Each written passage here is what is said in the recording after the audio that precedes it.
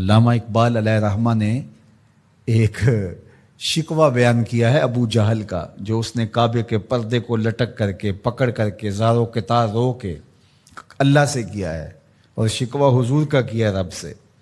ابو جہل نے کہا کہ اس نے قریش کی عزت کو، ہمارے تفاخر کو خاک میں ملا دیا ہے، اور میرا سینہ بڑا زخمی ہو گیا ہے۔ در نگاہ او یکے بالا و پست، با غلام خیش بر یک خان نشست، کہ اس کی تو نظر میں اونچ نیچ ہے ہی نہیں، یہ تو غلام کے ساتھ بیٹھ کے کھانا کھا لیتا ہے، تو اگر یہ دین یہ لے کر آیا ہے تو پھر قریش کا وقار کدھر جائے گا؟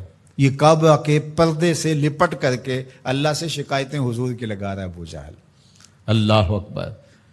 تو وہ غلام کو انسان نہیں سمجھتے تھے۔ جب غلام آقا کے جوتے اذن کے بغیر چھو بھی نہ سکے، میرے حضور معراج سے واپس پلٹیں اور کہیں بلال تو کون سے نیک عمل کرتا ہے، جنت میں تیرے قدموں کی آہٹ سنتا رہا۔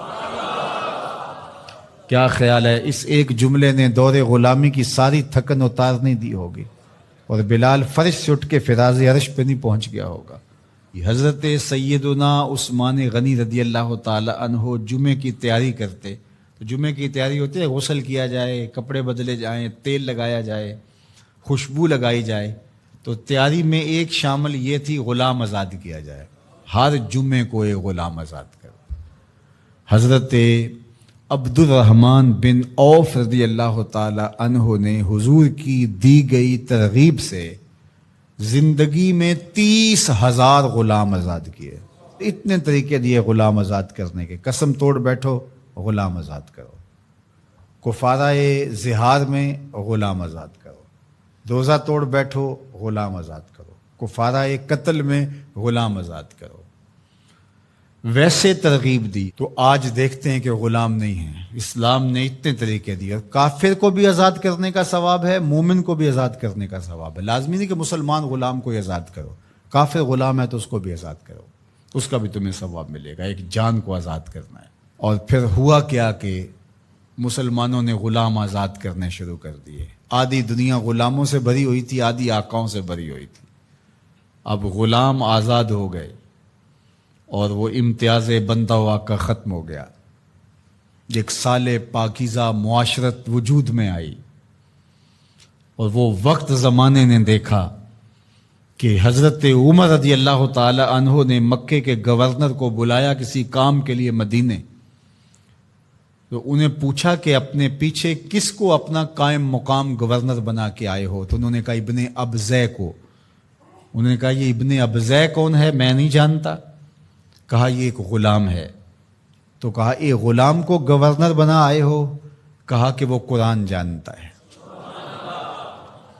تو حضرت عمر رضی اللہ تعالیٰ عنہ نے کہا مجھے حضور کا فرمان یاد آ گیا، یہ قرآن لوگوں کو پستیوں سے اٹھا کے بلندیوں تک لے جائے گا۔ غلام گورنر بنے۔ ہندوستان کے اندر باقاعدہ ایک خاندان غلامہ گزرا ہے، جس طرح خلجی حکمران ہوئے، مغل حکمران ہوئے، ایک باقاعدہ خاندان غلامہ تاریخ پڑھیں، وہ باقاعدہ بادشاہ بنے۔ تو یہ تاریخ ہے۔ بھلا غلاموں کو اس مسند پہ بٹھایا جا سکتا تھا، سوچا بھی جا سکتا تھا، اپنے ساتھ بیٹھ کے کھانا کھلانا، اس پہ شکایتیں لگا رہا ہے رب کے حضور، کعبے کے پردے کو تھام کے ابو جہل کہ از محمد سینہ ما زار زار، ہمارا سینہ زخمی ہو گیا ہے۔ در نگاہ او یکے بالا و پست، با غلام خیش بر یک خان نشست۔ یہ تو غلاموں کے ساتھ بیٹھ کے کھانا کھانے کی بات کرتا ہے۔ اگر یہ دین ہے تو پھر قریش کا وقار کدھر جائے گا؟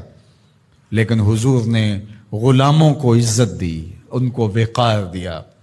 اللہ اکبر۔ انسانیت آزاد ہی میلاد والے رسول کے صدقے سے ہوئی ہے۔ انسان غلامی کی زنجیروں میں جکڑا ہوا تھا، انسانیت کو غلامی سے آزادی دی ہے تو میلاد والے محمد عربی نے دی ہے۔